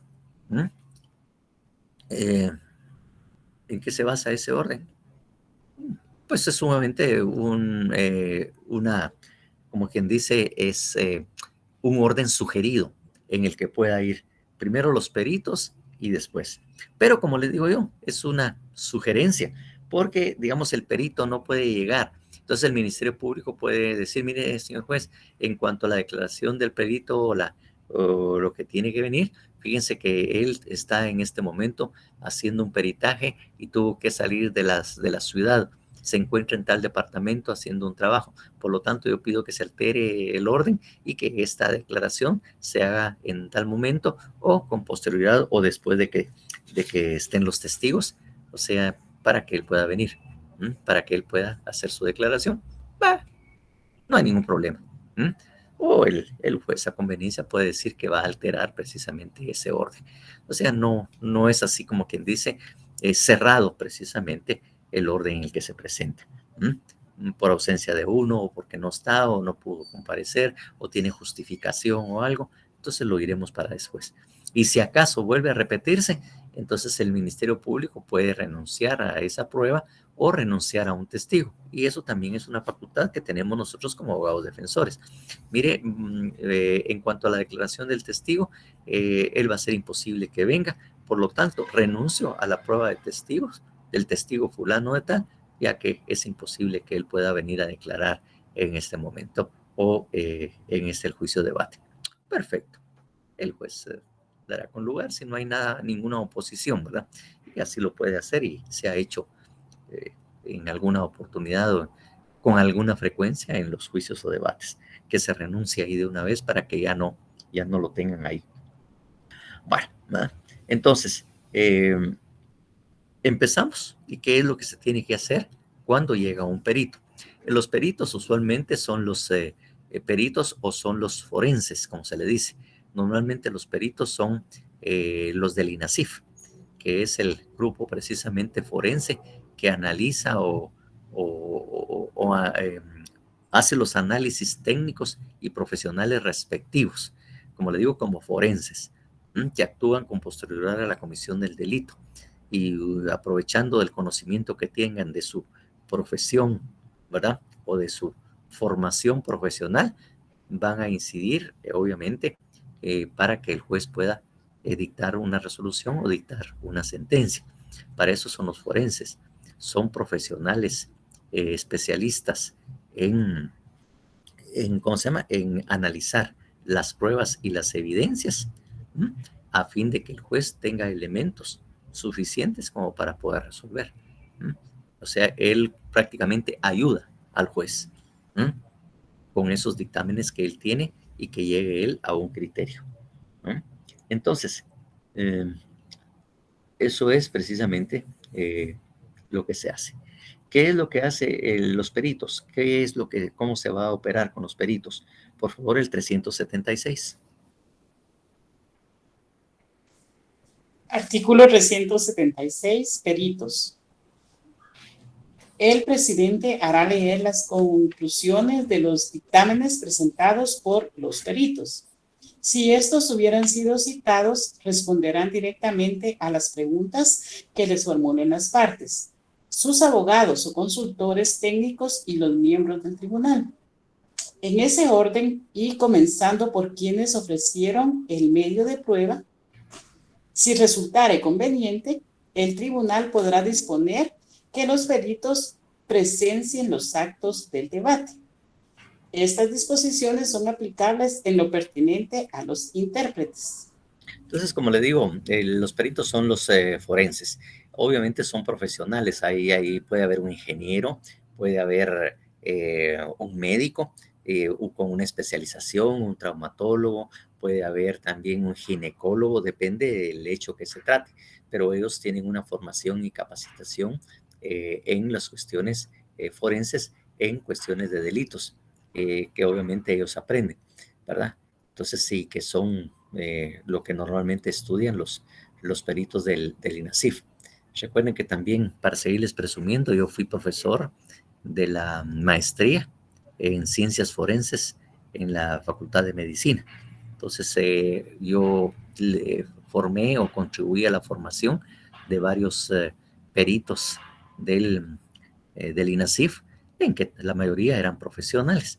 Era una maestría multidisciplinaria, porque incluso habían abogados, habían psicólogos hay bastantes dedicados a eso, habían psiquiatras, habían odontólogos, habían médicos en alguna especialidad de la medicina y todo. Entonces había una variedad muy interesante. Precisamente se formaba la maestría porque habían criterios jurídicos. Y en la maestría, pues es obviamente la enseñanza es totalmente distinta a una licenciatura, en que ahí los hago hablar.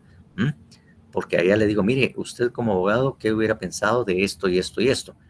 Podría darnos su respuesta. O sea, los pongo a pensar y que hagan análisis ellos para que lo hagan.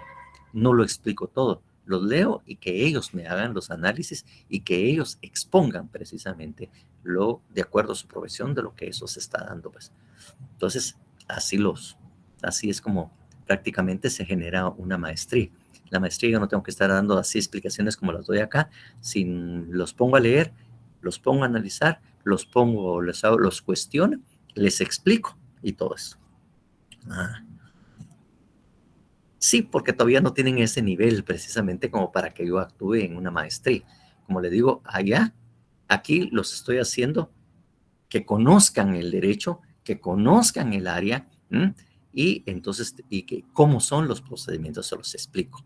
Allá en aquel nivel es a razonar y a fundamentar sus posiciones. Allá los hago leer, los hago hacer resúmenes, los hago hacer análisis y que los expongan. Y por ejemplo, y mire, y qué tal y tal cosa, y por qué no se puede hacer y tal cosa. Muy interesante su pregunta, dice, pero yo creo que hay alguien que lo puede responder. Aquí tenemos un abogado. Usted como abogado y desde el punto de vista jurídico, ¿usted qué cree? ¿Será posible que tal cosa? Entonces, ahí él tendrá que responder y darle su respuesta desde el punto de vista jurídico a esa situación, a esa circunstancia que está dando. Por eso sufrimos en otro curso. ¿Cómo así? No entiendo. Bueno, entonces les decía precisamente que así es como se trabaja. Claro, doy las explicaciones y esto tal cosa, pero muchas cosas hago que ellos participen y lo expongan o lo manifiesten, ¿verdad? Porque obviamente tienen que aprender a exponer y a hablar, sobre todo, sí, pues, porque los tengo que poner a exponer, porque eventualmente van a llegar a una sala de juicios y se les prepara ahí para saber qué van a hacer como técnicos, porque hay un área específica para elaboración de informes, análisis, y otra área donde se les enseña procesal penal a efecto de que sepan que cuando son llamados a debate y tengan que exponer qué es lo que tienen que hacer y qué es y cómo tienen que responder. Así se les da una formación completa. No crean que esa maestría en ciencias forenses fue muy interesante, sobre todo por el conocimiento variado que se tiene. Pregunto, bueno, entonces eso es precisamente lo que en este caso se haga. Entonces, como les digo, eso es lo que se va a discutir. Entonces, eso es lo que se hace con ellos. Ellos leen su informe y se discute cómo fue que llegaron a esas conclusiones. Se establece si tienen la capacidad para poder escribir esto. Entonces, ahí es donde está. Y obviamente, pues participan los consultores técnicos si es que uno ha optado por ese medio de prueba de consultor para que él haga las preguntas referentes a algún aspecto de su especialidad o conocimiento. Entonces, eso es precisamente lo que nosotros tenemos. ¿No vino Cosío por ahí? Alan Cosío, ¿no llegó por ahí? Y estoy, licenciado. Escondido estaba. Porque recuerdo que usted en un momento determinado lo llamaron como experto y perito para que expusiera y analizara una situación desde su punto de vista profesional. Fue con Asasua. Ajá. Ahí era una peritaje in situ. Ajá.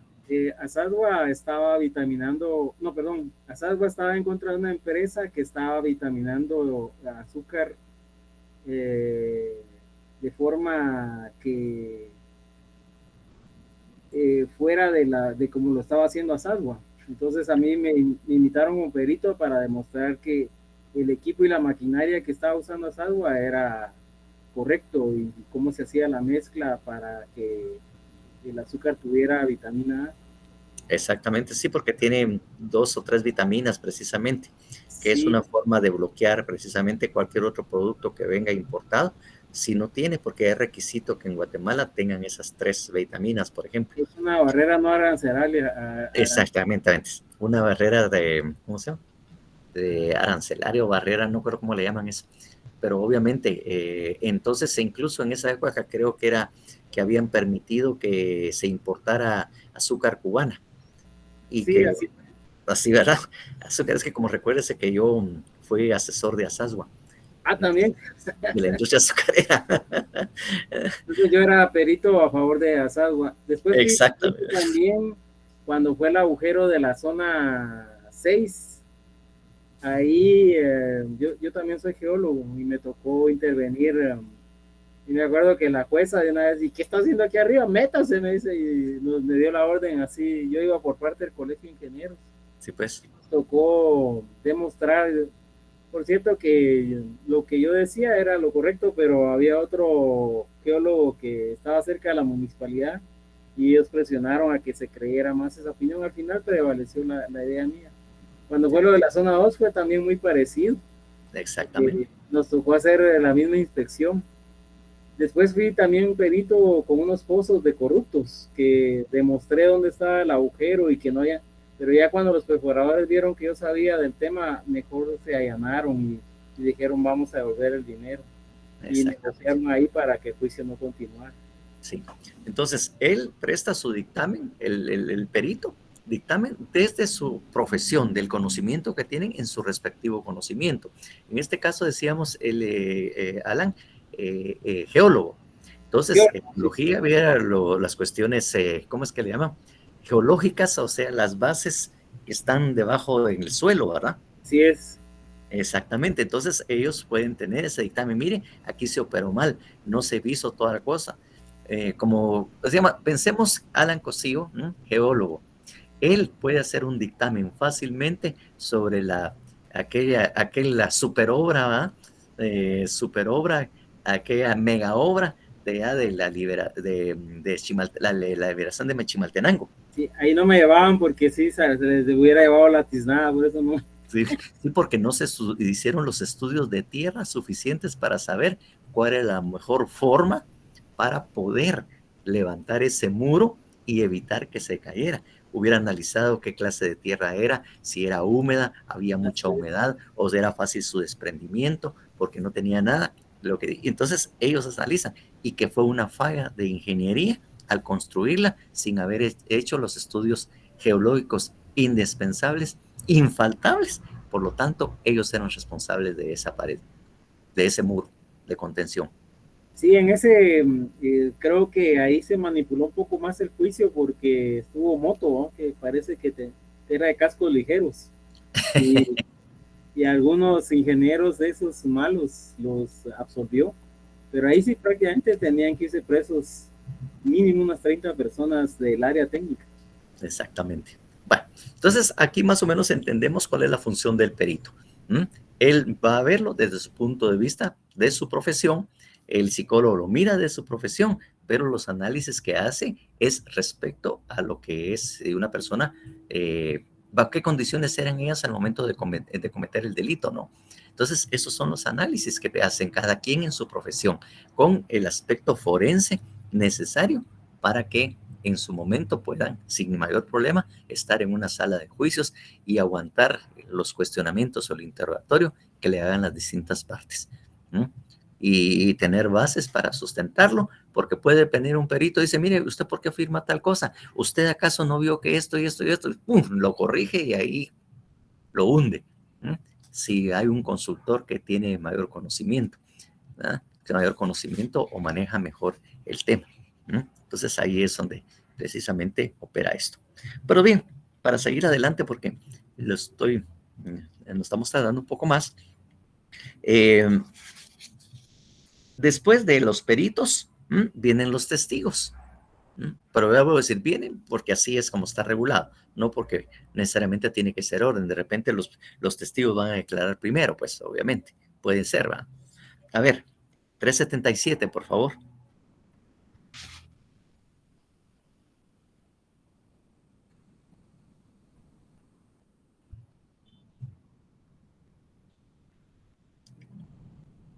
Por favor, el artículo 377. Luego yo, artículo 377, testigos. Inmediatamente el presidente procederá a llamar a los testigos uno a uno. Comenzará con los que hubiere ofrecido el Ministerio Público, continuará con los propuestos por los actores y concluirá con los del acusado y los del tercero civilmente demandado. El presidente, sin embargo, podrá alterar este orden cuando así lo considere conveniente para el mejor esclarecimiento de los hechos. Antes de declarar, los testigos no podrán comunicarse entre sí, ni con otras personas, ni ver, oír o ser informado de lo que ocurra en el debate. Después de hacerlo, el presidente dispondrá si continúan en antesala. Si fuera imprescindible, el presidente podrá autorizar a los testigos a presenciar actos del debate. Se podrán llevar a cabo careos entre testigos o entre el testigo y el acusado o reconstrucciones. Bueno, solo así rapidito, recuérdense que el careo ya de alguna manera ya lo vieron ustedes cuando vimos lo relativo a la prueba, que cuando existen estas contradicciones, se hacen notar al tribunal y solicita que se practique un careo. El careo, pues obviamente no va a haber una prueba o ofrecimiento de prueba. Es durante el debate que en su momento, cuando se dé esas circunstancias, es que se hacen notar, se señalan y precisamente basado en esas contradicciones, pide al juez que se practique un careo entre los testigos o entre el sindicado, ¿verdad? Ustedes ya leyeron eso. El 250, ¿verdad? El careo podrá ordenarse entre dos o más personas que hayan declarado en el proceso cuando sus declaraciones discrepen sobre hechos o circunstancias de importancia. Cuando hay cuestiones muy importantes en el que se discrepen y muchas veces depende realmente para tener una claridad sobre los hechos. Vuelvo a repetirles, aquí lo que estamos haciendo es reconstruyendo todo el hecho, reconstruyendo, tratando, como les dije yo, de mostrarles el video a los jueces de qué ocurrió, cómo ocurrió y quiénes participaron. O sea, que tengan una imagen mental bien clara para que no duden de lo que van a resolver. Porque si no hay claridad o hay dudas y todo, porque las pruebas no son suficientes, que obviamente el abogado defensor las hace resaltar, entonces el juez tendrá que resolver, ¿verdad? Obviamente. O sea, lo que quiere es fundamento para poder resolver de conformidad con los hechos, con relación, de acuerdo a las evidencias y los medios de prueba que en ese momento se están diligenciando. Porque cuando dicte la sentencia, tiene que fundamentarla, y en fundamentarla quiere decir, mire, la declaración de aquel testigo tal y tal cosa es congruente con los hechos porque él tal y tal y tal y tal cosa, y que eso me convence a mí que tal cosa. Todo lo va explicando y lo tiene que decir en su sentencia.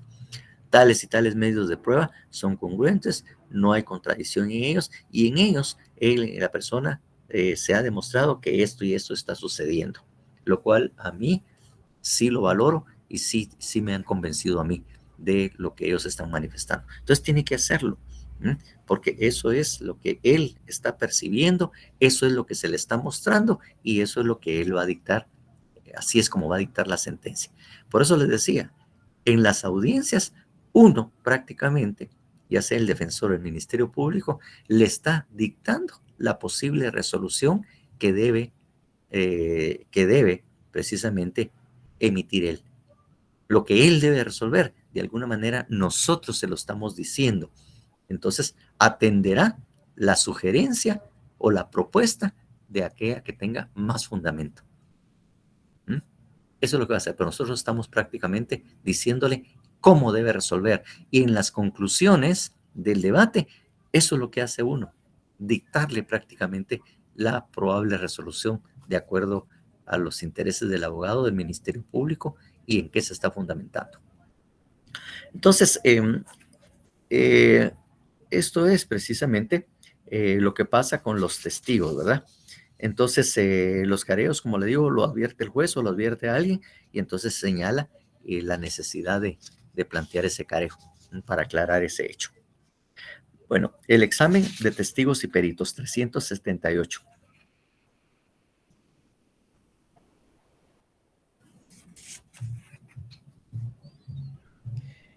Cero Leolic, a ver cómo me va ahorita. Ah, vaya, pues, después de que me hizo brujería, ¿verdad? ¿Ve quién habla? Bueno, artículo 378. Examen de testigos y peritos. El presidente identificará al testigo con su nombre y el documento personal que lo identifique válidamente e inmediatamente concederá la palabra a la parte que lo propuso para que lo examine sobre idoneidad, hechos y comparecencia al tribunal. Seguidamente concederá la palabra a los demás sujetos procesales para que lo examinen o contraexaminen. El presidente del tribunal moderará el interrogatorio y no permitirá que el testigo o perito conteste a preguntas capciosas e impertinentes. La resolución que sobre ese extremo adopte será recurrible, decidiendo inmediatamente el tribunal. Bueno, entonces hay algo que no deben de olvidar a ustedes, ¿verdad? Que obviamente ahí en la audiencia el artículo no lo menciona, pero obviamente cuando ustedes leyeron la prueba y lo trabajaron, ¿verdad? El artículo 219 obliga precisamente a la protesta solemne. Va a declarar, lo identifican y todo, y entonces ahí mismo le hacen la protesta de ley. Efectivamente dice protesta solemne que está en el 219 y ahí mismo, en presencia de todos en el tribunal, le pregunta, ¿promete usted como testigo decir la verdad ante todo? Efectivamente, ahí tiene que ser protestado solemnemente sobre esos hechos, ¿verdad? Entonces, eso obviamente es algo que no lo dice el artículo porque obviamente está regulado, ¿verdad? Está regulado en ese artículo 219. Entonces, efectivamente, eso es algo que no debe faltar cuando declaren los testigos. No puede faltar y no falta. Usualmente lo hace. Entonces,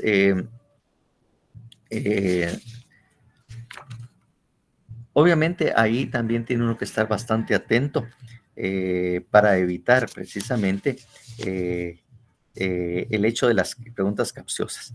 Según dice ahí, el tribunal moderará el interrogatorio y no permitirá que el testigo o perito. Pero uno también tiene que estar atento. Objeción, de levantar la mano y presentar una objeción. Objeción, señor juez, esa pregunta, si usted pudo haber notado, es impertinente. Esa pregunta es capciosa, pero normalmente es obligación del juez estar prestando atención, ¿verdad? Y moderando. Pero uno también tiene que estar muy atento por si se le va al juez establecer eso, ¿verdad? Entonces, obviamente, esto.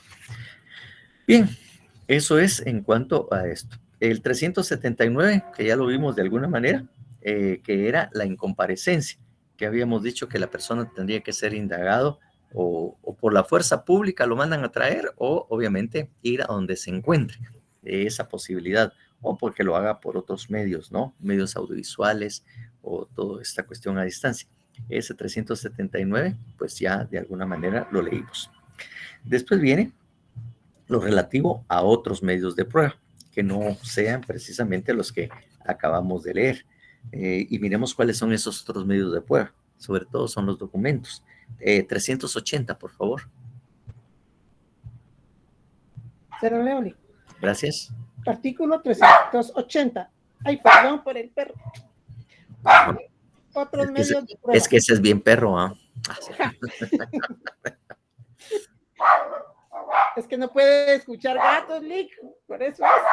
Ahorita le voy a echar a mi gato para que le suene.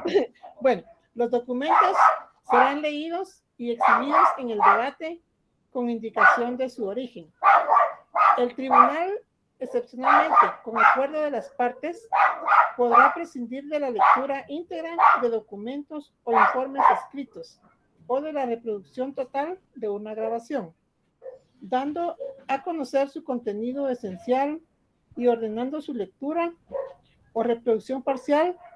Las cosas y otros elementos de convicción secuestrados serán exhibidos en el debate. Las grabaciones y elementos de prueba audiovisuales se producirán en la audiencia según la forma habitual. Todos los elementos de convicción podrán ser presentados a los peritos y a los testigos durante sus declaraciones para invitarlos a reconocerlos o a informar lo que fuere pertinente. Si para conocer los hechos fuera necesaria una inspección o una reconstrucción, el tribunal podrá disponerlo aún de oficio y el presidente ordenará las medidas necesarias para llevar a cabo el acto. Si el acto se realizare fuera del lugar de la audiencia, el presidente deberá informar sumariamente sobre las diligencias realizadas. Bueno, ahí están todos los medios de prueba. Si hubo grabaciones o videos y todo, tienen que reproducirse también en el juicio debate, aun y cuando ya en la primera declaración se hizo, pero eso fue en la primera declaración ante un juez distinto. Por lo tanto, eso también tiene que hacerse ante el juez o tribunal de sentencia, porque él no conoce el caso. Por lo tanto, hay que volver a reproducir todo igual como se hizo en la primera declaración. Y ahí tomarse todo el tiempo, aunque uno ya sepa qué es lo que dice o ya esté aburrido de esas cuestiones, uno pasa a veces, como le digo, audiencias completas o días completos oyendo audios, viendo videos y chucha, pero es así bastante aburrido. Pero eso es lo que se necesita para convencer al juez, precisamente. Y obviamente, como les decía, tengan cuidado, no todo entra por la lectura. Si hay algún documento o algo que a ustedes les interese, eso por favor, que lo lean porque usted quiere hacer unos señalamientos sobre esa prueba. Está lo relativo si hay ofrecimiento de nuevas pruebas, pero como la hora es un poco ya casi las 5, híjole, las 6 menos 10, entonces vamos a leer la discusión final y clausura, por favor, para que miren ustedes lo que les decía. Prácticamente ahí le está dando uno, le está dictando en esa conclusión, prácticamente le está dando uno la resolución. ¿Y por qué se pone discusión final? Porque obviamente hace sus conclusiones, pero también en su momento puede pedirse una réplica y ahí es donde se genera también la discusión. Si hay necesidad de aclarar algunos hechos que ha señalado la defensa o en su momento el Ministerio Público. Por favor, el 382. Artículo 382. Discusión final y clausura. Terminada la recepción de las pruebas, el presidente concederá sucesivamente la palabra al Ministerio Público, al querellante, al actor civil, a los defensores del acusado y a los abogados del tercero civilmente demandado, para que en este orden emitan sus conclusiones. Las partes civiles limitarán su exposición. Algo similar a la última vez. No estoy escuchando nada. Perdone. ¿Ya escucha? ¿Ya escucha, doctor? Martina, a usted sí se le escucha a él. Sí, creo entonces que me pasó nuevamente otra vez. ¿Qué fue lo que hice la vez pasada? No me recuerdo, pero bueno. algo de derecho. Bueno, entonces continúo con la lectura. Las partes civiles limitarán su exposición a los puntos concernientes a la responsabilidad civil. En ese momento el actor civil deberá concluir fijando su pretensión No sé si para todavía la está sentencia. ahí hablando. Inclusive, en su caso, el Sí, importe de la licenciada, indemnización. Tampoco la escuchó a usted. Yo creo que hay que escribirle. Creo que Y yo termino de leer esto. Eso es lo que estoy tratando de... Yo continúo con la lectura y ustedes avisen por el chat que sí continúa. En ese momento, el actor civil deberá concluir fijando su pretensión para la sentencia, inclusive en su caso, el importe de la indemnización. Sin embargo, gracias, Gustavo. Sin embargo, podrá dejar la estimación del importe indemnizario para el procedimiento de ejecución de la sentencia. Si intervienen dos representantes del Ministerio Público o dos abogados por alguna de las demás partes, se pondrán de acuerdo sobre quién de ellos hará uso de la palabra. Solo el Ministerio Público y el defensor del acusado podrán replicar. Solo que ahora no lo encuentro. Corresponderá al segundo la última palabra. La réplica se deberá limitar a la refutación de los argumentos adversos que antes no hubieran sido objeto del informe. En caso de manifiesto abuso de la palabra, el presidente llamará la atención al orador y si éste persistiere, podrá limitar prudentemente el tiempo del informe, teniendo en cuenta la naturaleza de los hechos en examen, las pruebas recibidas y las cuestiones a resolver. Vencido el plazo, el orador deberá emitir sus conclusiones. La omisión aplicará incumplimiento de la función o abandono injustificado de la defensa. Si estuviere presente el agraviado que denunció el hecho, se le concederá palabra. Si desea exponer, por último, el presidente preguntará al acusado si tiene algo más que manifestar, concediéndole la palabra y cerrará el debate. Bueno, entonces ahí tenemos precisamente qué se hace en las conclusiones. La explicación que dan precisamente en el código, en esa nota al pie de página, la 394, explica que es la argumentación que presentan los sujetos procesales ante el tribunal sobre si se quebrantó la presunción de inocencia para el acusado, si se produjo el hecho atribuido, si la prueba que se diligenció fue suficiente para acreditar el hecho, si se determinó la culpabilidad del acusado, el encuadramiento del hecho en el tipo penal, si hay una circunstancia agravante atenuante, la imposición de la pena principal a imponer, el comiso proveniente del delito, el valor probatorio que se le debe dar a la prueba presentada por los sujetos, la absolución o condena del acusado. Este también es el momento procesal oportuno para poder solicitar la conmuta de la pena, la suspensión condicional de la pena, entre otros, atendiendo a cada caso en concreto. Entonces el Ministerio Público dice, mire, con esto ya tengo tales y tales pruebas, y empieza a hacer una enumeración. Allá, solo en el inicial, ¿verdad? Cuando así inicialmente hizo su exposición, él habló generalidades. En cambio, aquí es mucho más específico, precisamente, y en los cuales debe de basarse o cuáles son los que él considera que son prueba contundente de que efectivamente la persona es culpable. Y obviamente la defensa hace otro tanto o hace cosas similares para oponerse precisamente a eso. Entonces, si tiene algo que señalar el sindicato, pues lo escuchará. Si no, pues obviamente se concluye el debate y se va a la parte última, que es la deliberación y sentencia. Entonces, como ya son casi las 18, entonces, por favor, lean esa última parte, que es el del 383 a lo que es el 397, que es lo relativo a la sentencia y qué es lo que se hace cuando el tribunal se retira. Porque obviamente cuando precisamente se presentan a deliberar en la sentencia, solo está presente los jueces y el secretario. Ellos son los únicos que pueden estar ahí en el lugar. Pues eso es, podría decir más, mire, va a abarcar obviamente la fase intermedia y la fase de juicio o debate. En lo relativo a las impugnaciones, no sé si les comentó Alberto que les va a mandar un documento para que ustedes también tengan ahí.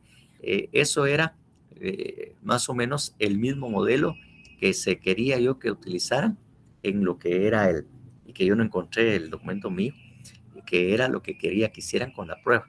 Ahí van a encontrar ustedes en ese cuadro que les voy a enviar los medios, las impugnaciones, y obviamente ustedes pueden ampliarlo porque sí necesita algunas observaciones, algunas ampliaciones para completar precisamente ese esquema relativo a las impugnaciones. Entonces, el examen va a entrar fase intermedia y lo que es el juicio de debate y algunos aspectos de las impugnaciones. Esas son las cositas que van a ser evaluadas en el examen final.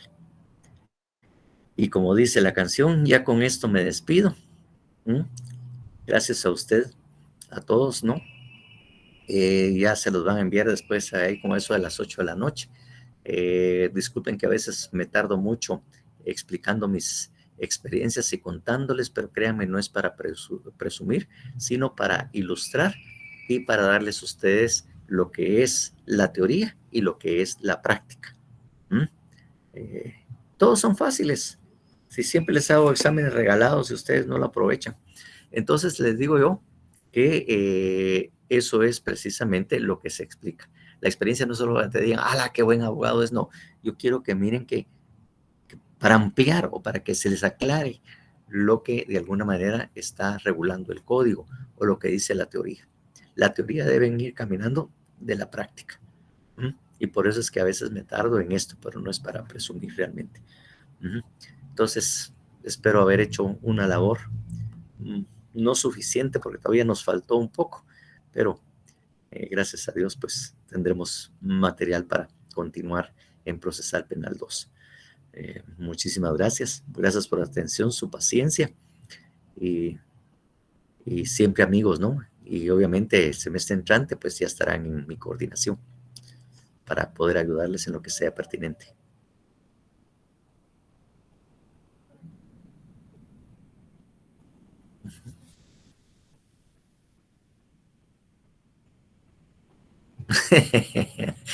Ojalá que no, Gustavo Valenzuela, no espero que esté en esas condiciones realmente, y no me gustaría verlo tampoco en esas condiciones.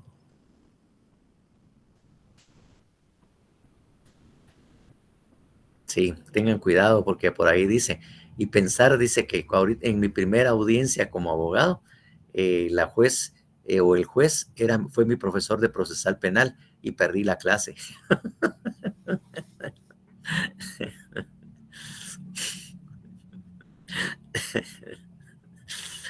Vaya, para servirles, ¿ya vieron? Todo lo malo que les dijeron de Lemos, cuidado con Lemos ahí, pero miren.